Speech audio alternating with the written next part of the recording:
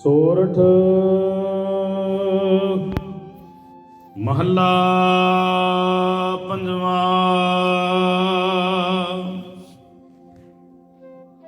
ਜਿਤ ਪਾਰ ਬ੍ਰਹਮ ਚਿਤ ਆਇਆ,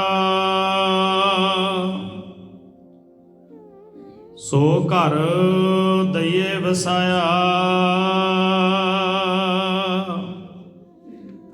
ਸੁਖ ਸਾਗਰ ਗੁਰ ਪਾਇਆ, ਤਾ ਸਹਿਸਾ ਸਗਲ ਮਿਟਾਇਆ।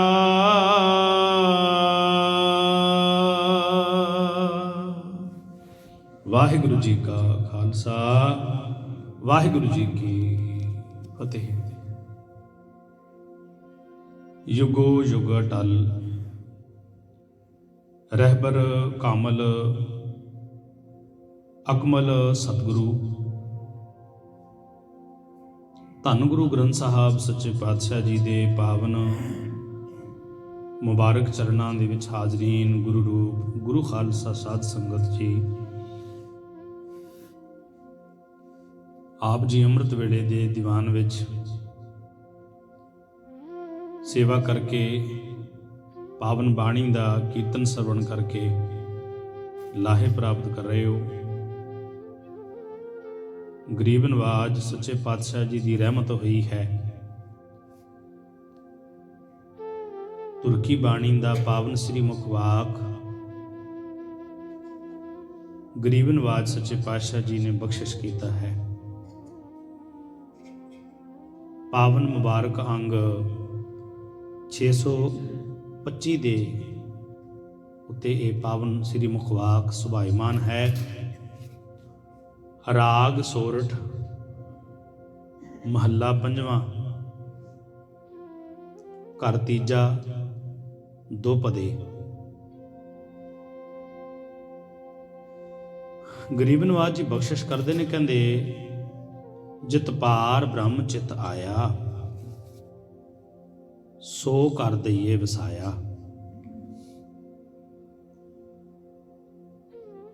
ਕਹਿੰਦੇ ਕਿ ਜਿਨ੍ਹਾਂ ਨੂੰ ਪਾਰ ਬ੍ਰਹਮ ਪਰਮੇਸ਼ਰ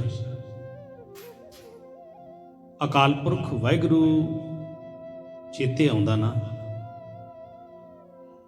ਉਹਨਾਂ ਦੇ ਘਰ ਸਦਾ ਹੀ ਵਸਦੇ ਰਹਿੰਦੇ ਨੇ। ਹੁਣ ਸਤਿਗੁਰੂ ਇੱਥੇ ਕਿਸ ਘਰ ਦੀ ਬਾਤ ਕਰ ਰਹੇ ਆ? ਕਿਉਂਕਿ ਅਕਾਲ ਪੁਰਖ ਵਾਹਿਗੁਰੂ ਨੂੰ ਜਦੋਂ ਚੇਤੇ ਕੀਤਾ ਜਾਂਦਾ ਹੈ, ਅਸੀਂ ਹਿਰਦੇ ਤੋਂ ਚੇਤੇ ਕਰਦੇ ਹਾਂ। ਇੱਥੇ ਘਰ ਦਾ ਅਰਥ ਹੈ ਹਿਰਦਾ। ਕੱਲ ਦੇ ਦੀਵਾਨ ਵਿੱਚ ਵੀ ਮੈਂ ਬੇਨਤੀ ਕੀਤੀ ਸੀ ਕਿ ਸ਼ਬਦ ਇੱਕ ਤਰ੍ਹਾਂ ਦਾ ਹੀ ਹੁੰਦਾ ਹੈ, ਬੋਲਿਆ ਉਹਨੂੰ ਇੱਕ ਤਰ੍ਹਾਂ ਹੀ ਨਹੀਂ ਜਾਂਦਾ ਹੈ, ਪਰ ਲਿਖਣ ਦੇ ਵਿੱਚ ਜਿਵੇਂ ਸਿਹਾਰੀਆਂ ਵਿਹਾਰੀਆਂ ਲੱਗਦੀਆਂ ਨੇ ਤੇ ਗੁਰਮਤਿ ਮਰਿਆਦਾ ਦੇ ਅਨੁਸਾਰ ਤੇ ਚੱਲਦੇ ਹੋਏ ਕਨਸੈਪਟ ਦੇ ਅਨੁਸਾਰ, ਵਿਸ਼ੇ ਦੇ ਅਨੁਸਾਰ ਪਾਵਨ ਬਾਣੀ ਦੇ ਜਿਹੜੇ ਅਰਥ ਭਾਵ ਨੇ ਉਹ ਬਦਲ ਜਾਇਆ ਕਰਦੇ ਹੈ। ਗਰੀਬ ਨਵਾਜ ਸੱਚੇ ਪਾਤਸ਼ਾਹ ਜੀ ਨੇ ਬਖਸ਼ਿਸ਼ ਕੀਤੀ ਹੈ, ਕਹਿੰਦੇ ਜਿਤ ਪਾਰ ਬ੍ਰਹਮ ਚਿਤ ਆਇਆ। ਕਹਿਣ ਲੱਗੇ ਜਿਨ੍ਹਾਂ ਹਿਰਦਿਆਂ ਨੂੰ, ਜਿਨ੍ਹਾਂ ਚੇਤਿਆਂ ਨੂੰ ਅਕਾਲ ਪੁਰਖ ਵਾਹਿਗੁਰੂ ਦੀ ਯਾਦ ਨਹੀਂ ਨਾ ਭੁੱਲਦੀ, ਉਹ ਹਿਰਦੇ ਸਰਸ਼ਾਰ ਹੋ ਜਾਂਦੇ ਨੇ, ਆਤਮਿਕ ਗੁਣਾਂ ਦੇ ਨਾਲ ਭਰਪੂਰ ਹੋ ਜਾਂਦੇ ਨੇ। ਉਹਨਾਂ ਹਿਰਦਿਆਂ ਦੇ ਵਿੱਚ ਕਾਮ, ਕ੍ਰੋਧ, ਲੋਭ, ਮੋਹ, ਅਹੰਕਾਰ, ਵਾਸ਼ਨਾ ਇਹ ਪਹੁੰਚਦੀ ਨਹੀਂ ਹੈ। ਉਹ ਹਿਰਦੇ ਪਾਵਨ ਪਵਿੱਤਰ ਹੋ ਜਾਂਦੇ ਹੈ। ਸੁਖ ਸਾਗਰ ਗੁਰ ਪਾਇਆ। ਸੁੱਖਾਂ ਦਾ ਸਾਗਰ ਗੁਰੂ। ਕਿਉਂਕਿ ਗੁਰੂ ਨੇ ਰਸਤਾ ਦਿਖਾਉਣਾ ਹੁੰਦਾ ਹੈ। ਸਾਰੀ ਸ੍ਰਿਸ਼ਟੀ ਦਾ ਮਾਲਕ ਅਕਾਲ ਪੁਰਖ ਵਾਹਿਗੁਰੂ ਹੈ। ਪਰ ਅਕਾਲ ਪੁਰਖ ਵਾਹਿਗੁਰੂ ਦਾ ਖਿਆਲ, ਅਕਾਲ ਪੁਰਖ ਵਾਹਿਗੁਰੂ ਦਾ ਗਿਆਨ, ਉਹਦਾ ਬੋਧ, ਉਹਦੀ ਸੋਝੀ ਗੁਰੂ ਨੇ ਦੇਣੀ ਹੈ। ਇਸ ਕਰਕੇ ਗੁਰੂ ਇੱਕ ਬੜੀ ਵੱਡੀ ਪੌੜੀ ਹੈ, ਇੱਕ ਬੜਾ ਵੱਡਾ ਰਸਤਾ ਹੈ। ਗ ਦਾ ਅਰਥ ਹੈ ਅੰਧੇਰਾ ਤੇ ਰੂ ਦਾ ਅਰਥ ਹੈ ਪ੍ਰਕਾਸ਼। ਅਗਿਆਨਤਾ ਦੇ ਅੰਧੇਰੇ ਚੋਂ ਕੱਢ ਕੇ ਗਿਆਨ ਦੇ ਪ੍ਰਕਾਸ਼ ਵੱਲ ਲੈ ਕੇ ਜਾਣ ਵਾਲਾ, ਗਿਆਨ ਦਾ ਮੁਜੱਸ਼ਮਾ ਗੁਰੂ। ਤੇ ਜਿਨ੍ਹਾਂ ਨੂੰ ਪੂਰਾ ਗੁਰੂ ਮਿਲ ਪਿਆ, ਸਤਿਗੁਰੂ ਕਹਿੰਦੇ ਨਾ, ਪੂਰਾ ਪ੍ਰਭ ਆਰਾਧਿਆ, ਪੂਰਾ ਜਾ ਕਾ ਨਾਉ, ਨਾਨਕ ਪੂਰਾ ਪਾਇਆ, ਪੂਰੇ ਕੇ ਗੁਣ ਗਾਓ। ਹੁਣ ਮਨੁੱਖ ਪੂਰੇ ਗੁਰੂ ਦੇ ਗੁਣ ਕਿਵੇਂ ਗਾ ਸਕਦਾ ਹੈ, ਜਿਤਨੀ ਦੇਰ ਤੱਕ ਉਹਦੇ ਨਾਲ ਮੇਲਾ ਨਹੀਂ ਹੋਇਆ।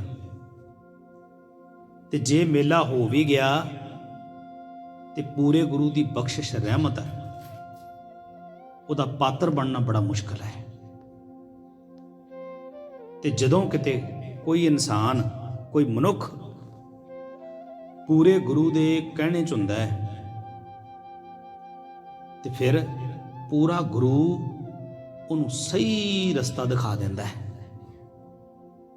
ਗੁਰਪੂਰੇ ਕਿਰਪਾ ਧਾਰੀ, ਪ੍ਰਭ ਪੂਰੀ ਲੋਚ ਹਮਾਰੀ। ਮਨੁੱਖ ਦੇ ਅੰਦਰ ਦੀਆਂ ਸਾਰੀਆਂ ਲੋਚਾਂ, ਸਾਰੀਆਂ ਮੰਗਾਂ ਪੂਰੀਆਂ ਹੋ ਜਾਂਦੀਆਂ ਨੇ ਜਦੋਂ ਗੁਰੂ ਕਿਰਪਾ ਕਰਦਾ ਹੈ।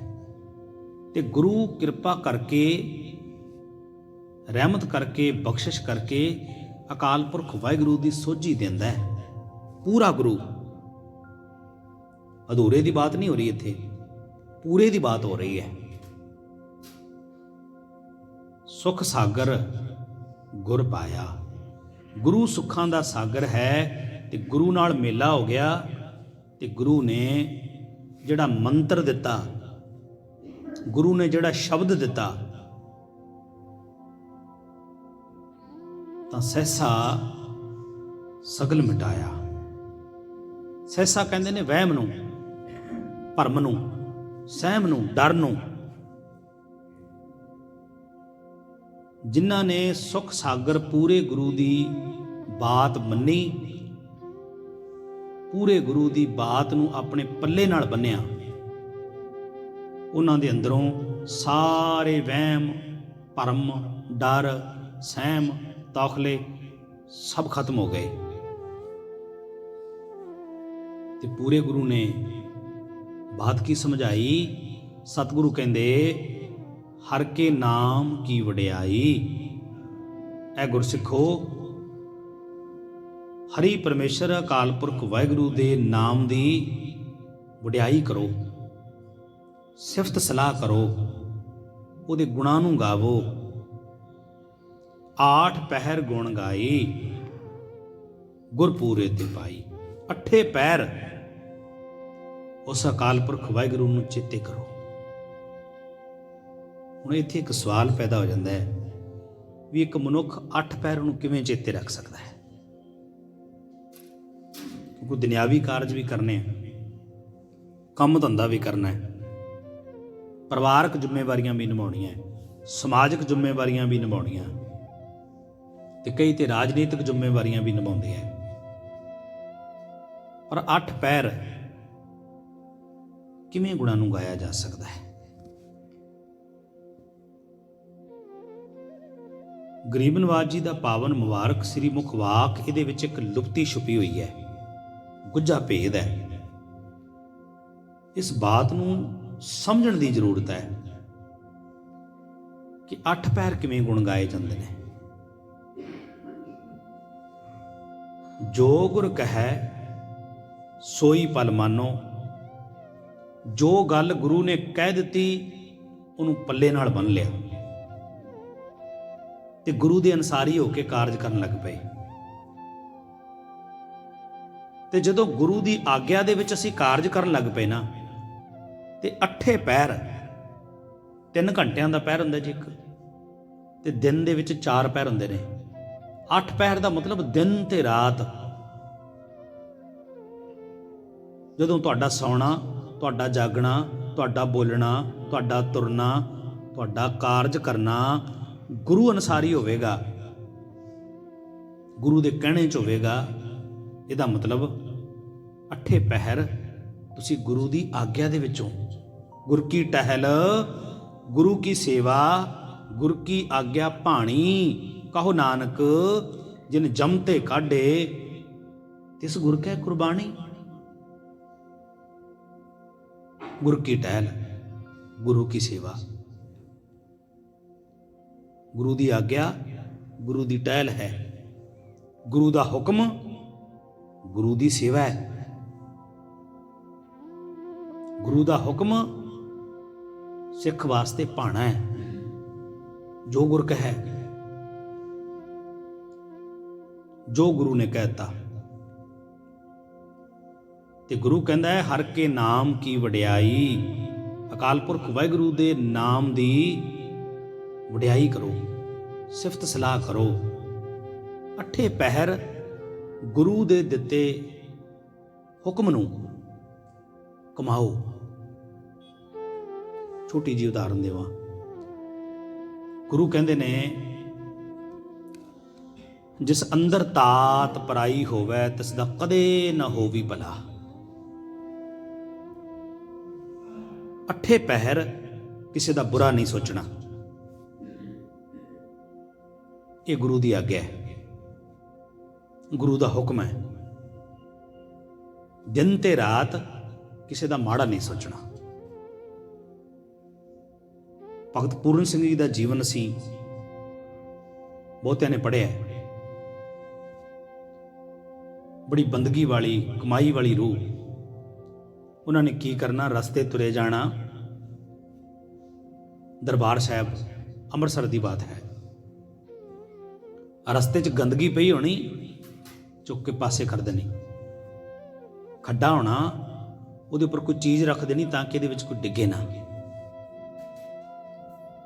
ਕਿਉਂ? ਕਿਉਂਕਿ ਗੁਰੂ ਦੀ ਆਗਿਆ ਹੈ, ਗੁਰੂ ਦਾ ਹੁਕਮ ਹੈ। ਉਹ ਗੁਰੂ ਦੇ ਹੁਕਮ ਨੂੰ ਆਪਣੇ ਉੱਤੇ ਲਾਗੂ ਕੀਤਾ ਨੇ। ਭਗਤ ਜੀ ਨੇ ਸਾਰੀ ਜ਼ਿੰਦਗੀ ਇਦਾਂ ਹੀ ਨਿਕਾਲ ਦਿੱਤੀ। ਕੋਈ ਰਸਤਾ ਭੁੱਲ ਗਿਆ, ਭਗਤ ਜੀ ਨੇ ਉਹਨਾਂ ਨੂੰ ਦੱਸਣਾ, ਇੱਧਰ ਰਸਤਾ ਹੈ, ਤੁਸੀਂ ਗਲਤ ਜਾ ਰਹੇ ਹੋ। 8 ਪਹਿਰ ਉਹ ਮਨੁੱਖਤਾ ਦੀ ਸੇਵਾ ਵਿੱਚ ਲੱਗੇ ਰਹੇ। ਸਾਰੀ ਜ਼ਿੰਦਗੀ ਦਾ ਉਮਰ ਉਹਨਾਂ ਨੇ ਗੁਰੂ ਦੇ ਬਚਨ ਨੂੰ ਕਮਾਇਆ। ਇਹ ਹੈ ਗੁਰਸਿੱਖੀ। ਸਤਿਗੁਰੂ ਕਹਿੰਦੇ ਨਾ, ਏਕ ਅੱਖਰ ਹਰ ਮਨ ਬਸਤ, ਨਾਨਕ ਹੋਤ ਨਿਹਾਲ। ਕਹਿਣ ਲੱਗੇ ਗੁਰੂ ਦਾ ਇੱਕ ਬਚਨ ਵੀ ਕੋਈ ਕਮਾ ਲਏ ਨਾ, ਇੱਕ ਬਚਨ, ਉਹ ਮਨੁੱਖ ਨੂੰ ਜਨਮ ਤੇ ਮਰਨ ਤੋਂ ਮੁਕਤ ਕਰ ਦਿੰਦਾ ਹੈ। ਕਿਉਂਕਿ ਗੁਰ ਕਾ ਬਚਨ ਬਸੈ ਜੀ ਨਾਲੇ। ਜਿਹੜਾ ਬਚਨ ਕਮਾਉਨੇ ਆ ਨਾ ਅਸੀਂ ਗੁਰੂ ਦਾ, ਉਹ ਨਾਲ ਨਾਲ ਵਸਦਾ ਹੈ, ਨਾਲ ਹੀ ਰਹਿੰਦਾ ਹੈ। ਸਰੀਰ ਦੀ ਸਮਾਪਤੀ ਹੋ ਜਾਂਦੀ ਹੈ, ਆਤਮਾ ਚੋਲਾ ਬਦਲ ਲੈਂਦੀ ਹੈ, ਪਰ ਜਪਿਆ ਹੋਇਆ ਨਾਮ ਕਦੀ ਵੀ ਸਮਾਪਤ ਨਹੀਂ ਹੁੰਦਾ। ਤੇ ਮੈਂ ਬੇਨਤੀ ਕਰਾਂ, ਕਈ ਵਾਰੀ ਸਾਨੂੰ ਭੁਲੇਖਾ ਪੈ ਜਾਂਦਾ ਵੀ ਪਤਾ ਨਹੀਂ ਆ ਪਾਠ ਕੀਤਾ 21 ਦਿਨ, 31 ਦਿਨ, 41 ਦਿਨ, 51 ਦਿਨ, ਪਤਾ ਨਹੀਂ ਮਨਜ਼ੂਰ ਹੋਊਗਾ ਕਿ ਨਹੀਂ। ਪਰ ਸਤਿਗੁਰੂ ਕਹਿੰਦੇ ਇੱਕ ਤਿਲ ਨਹੀਂ ਭੰਨੈ ਘਾਲੈ। ਇੱਕ ਤਿਲ ਜਿੰਨੀ, ਇੱਕ ਤਿਲ ਨੂੰ ਚੁੱਕਣ ਦੇ ਵਿੱਚ ਬੰਦੇ ਦੀ ਕਿੰਨੀ ਕੁ ਐਨਰਜੀ ਲੱਗਦੀ ਹੈ। ਐਤਨੀ ਵੀ ਸੇਵਾ। ਤੁਸੀਂ ਇੱਕ ਭਾਂਡਾ ਮਾਂਜ ਗਏ, ਗੁਰੂ ਘਰ ਝਾੜੂ ਲਾ ਗਏ, ਗੁਰੂ ਘਰ ਪੋਚਾ ਲਾ ਗਏ, ਸੰਗਤ ਦੀ ਸੇਵਾ ਕਰ ਗਏ, ਲੰਗਰ ਵਰਤਾ ਗਏ, ਪਾਣੀ ਵਰਤਾ ਗਏ, ਗੁਰੂ ਘਰ ਵਾਹਿਗੁਰੂ ਵਾਹਿਗੁਰੂ ਜਪ ਗਏ, ਘਰੇ ਜਪ ਲਿਆ, ਨੇ ਫਲ ਨਹੀਂ ਜਾਂਦਾ। ਕਿਉਂਕਿ ਸਤਿਗੁਰੂ ਕਹਿੰਦੇ ਨੇ ਕਰਮ ਧਰਤੀ ਸਰੀਰ। ਕਲਯੁਗ ਵਿੱਚ ਜਿਹਾ ਕੋ ਬੀਜੇ ਤਿਹਾ ਕੋ ਪਾਏ। ਇਹ ਸਰੀਰ ਹੈ ਨਾ ਜਿਹੜਾ, ਇੱਕ ਖੇਤੀ ਹੈ। ਇਸ ਖੇਤੀ ਦੇ ਅੰਦਰ, ਇਸ ਭੂਮੀ ਦੇ ਅੰਦਰ, ਇਸ ਜ਼ਮੀਨ ਦੇ ਅੰਦਰ ਜਿਨ੍ਹਾਂ ਨੇ ਵਾਹਿਗੁਰੂ ਰੂਪੀ ਬੀਜ ਪਾ ਦਿੱਤਾ ਨਾ, ਨਾਮ ਰੂਪੀ ਬੀਜ ਪਾ ਦਿੱਤਾ, ਉਹ ਉੱਗੇਗਾ ਲਾਜ਼ਮੀ, ਉਹਦਾ ਫਲ ਜ਼ਰੂਰ ਮਿਲੇਗਾ। ਇਸ ਕਰਕੇ ਵਹਿਮ ਨਹੀਂ ਕਰਨਾ ਚਾਹੀਦਾ ਤੇ ਗਿਣਤੀਆਂ ਮਿਣਤੀਆਂ ਦੇ ਪਾਠ ਨਹੀਂ ਕਰਨੇ ਚਾਹੀਦੇ, ਕਿਉਂਕਿ ਜਿਹੜਾ ਨਿਰੰਕਾਰ ਸਾਨੂੰ ਇੰਨੇ ਗੁਣ, ਇੱਤੇ ਗੁਣ ਇਤੀਆਂ ਵਡਿਆਈਆਂ, ਕਿੰਨੇ ਗੁਣ ਤੇ ਕਿੰਨੀਆਂ ਵਡਿਆਈਆਂ ਉਹ ਦਿੰਦਾ ਹੈ, ਤੇ ਅਸੀਂ ਮਿਣ ਤੋਲ ਕੇ ਸਾਰਾ ਕੁਝ ਕਰਦੇ ਹਾਂ। ਮਾਘ ਦੇ ਮਹੀਨੇ ਪਾਠ ਕਰਨੇ ਨੇ, 21 ਦਿਨ ਗੁਰਦੁਆਰੇ ਆਉਣਾ, 31 ਦਿਨ ਗੁਰਦੁਆਰੇ ਆਉਣਾ। ਨਹੀਂ ਭਾਈ, ਸਤਿਗੁਰੂ ਦਾ ਹੁਕਮ ਹੈ, ਗੁਰੂ ਦਾ ਬਚਨ ਹੈ। ਗੁਰ ਕਾ ਬਚਨ ਬਸੈ ਜੀ ਨਾਲੇ, ਜਲ ਨਹੀਂ ਡੂਬੈ ਤਸਕਰ ਨਹੀਂ ਲੇਵੈ, ਭਾਹੇ ਨਾ ਸਾਕੈ ਜਾਲੇ। ਜਿਹਨੇ ਸਦਾ ਹੀ ਤੇਰਾ ਸਾਥ ਨਿਭਾਉਣਾ, ਉਹਦੇ ਨਾਲ ਵੀ ਗਿਣਤੀਆਂ ਮਿੰਤੀਆਂ ਕਰਦਾ। ਸਤਿਗੁਰੂ ਕਬੀਰ ਜੀ ਕਹਿੰਦੇ, ਮਾਥੇ ਤਿਲਕ ਹੱਥ ਮਾਲਾ ਬਾਨਾ ਤੇ ਲੋਗਨ ਰਾਮ ਖਿਲਾਉਣਾ ਜਾਨਾ। ਇਹ ਤੇ ਉਹ ਗੱਲ ਹੋ ਗਈ ਵੀ ਅੱਜ ਕੰਮ ਹੈ ਤੇ ਜਪ ਲਓ, ਤੇ ਕੰਮ ਪੂਰਾ ਹੋ ਗਿਆ ਤੇ ਫਿਰ ਤੂੰ ਕੌਣ ਤੇ ਮੈਂ ਕੌਣ। ਸਾਨੂੰ ਕਿਸੇ ਨੇ ਦੱਸਿਆ ਜੀ 21 ਦਿਨ ਗੁਰਦੁਆਰੇ ਜਾਣਾ ਹੈ, ਸਾਨੂੰ ਕਿਸੇ ਨੇ ਦੱਸਿਆ ਜੀ ਗੁਰੂ ਘਰੇ ਪੀਲਾ ਰੁਮਾਲਾ ਦੇਣਾ ਹੈ। ਹੱਦ ਹੋ ਗਈ, ਕਿਸੇ ਨੇ ਦੱਸਿਆ। ਗੁਰੂ ਭਲਾ ਕਰੇ। ਸਤਿਗੁਰੂ ਕਹਿੰਦੇ, 8 ਪਹਿਰ ਗੁਣ ਗਾਈ, ਗੁਰਪੂਰੇ ਤੇ ਪਾਈ। ਇਹ ਸਮੱਤ ਹੈ ਜਿਹੜੀ, ਇਹ ਪੂਰੇ ਗੁਰੂ ਤੋਂ ਪ੍ਰਾਪਤ ਹੋਈ ਹੈ।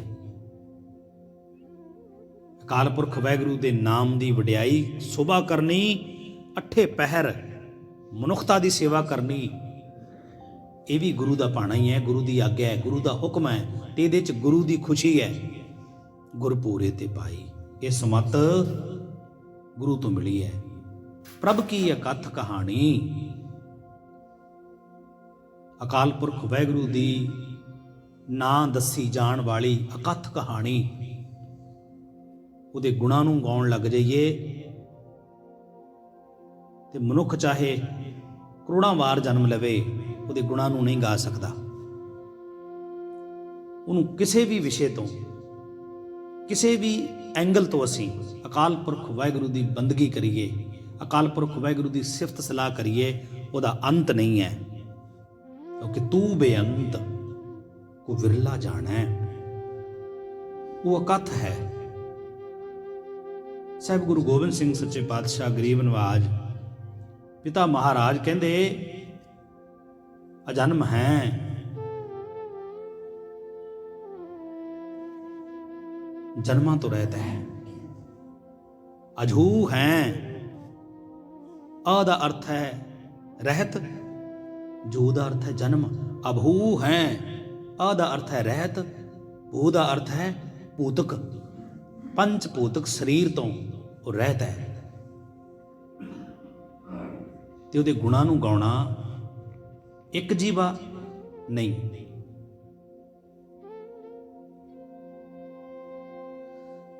ਇੱਕ ਜੀਵਾ ਉਹਦੇ ਵਾਸਤੇ ਪਰਿਆਪਤ ਨਹੀਂ ਹੈ, ਉਸ ਅਕਾਲ ਪੁਰਖ ਵਾਹਿਗੁਰੂ ਦੇ ਗੁਣਾਂ ਨੂੰ ਗਾਉਣ ਵਾਸਤੇ। ਸਤਿਗੁਰੂ ਕਹਿੰਦੇ ਨਾ, ਲੱਖ ਹੋਵੈ ਲੱਖ ਵੀਸ, ਇੱਕ ਦੂ ਜੀਭੋ। ਲੱਖ ਹੋਵੈ ਲੱਖ ਵੀਸ, ਲੱਖ ਲੱਖ ਗੇੜਾ ਆਖੀਐ, ਏਕ ਨਾਮ ਜਗਦੀਸ਼।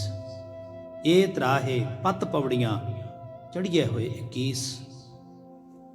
ਸੁਣ ਗੱਲਾਂ ਆਕਾਸ ਕੀ ਤੇ ਕੀਟਾਂ ਆਈ ਰੀਸ। ਆਦੇਸ ਤਿਸੈ ਆਦੇਸ, ਆਦ ਅਨੀਲ ਅਨਾਦ ਅਨਾਹਤ, ਜੁਗ ਜੁਗ ਏਕੋ ਵੇਸ। ਸਤਿਗੁਰੂ ਕਹਿੰਦੇ, ਮਨੁੱਖ ਦੇ ਪਾਸ ਇੱਕ ਜੀਵ ਹੋਵੇ, ਇੱਕ ਦੋ ਹੋਣ, ਜੀਭੋ ਜ਼ੁਬਾਨਾਂ, ਲੱਖ ਹੋਵੇ, ਲੱਖ ਜ਼ੁਬਾਨ ਹੋਵੇ, ਲੱਖ ਹੋਵੇ ਲੱਖ ਵੀਸ, 20 ਲੱਖ ਹੋਣ,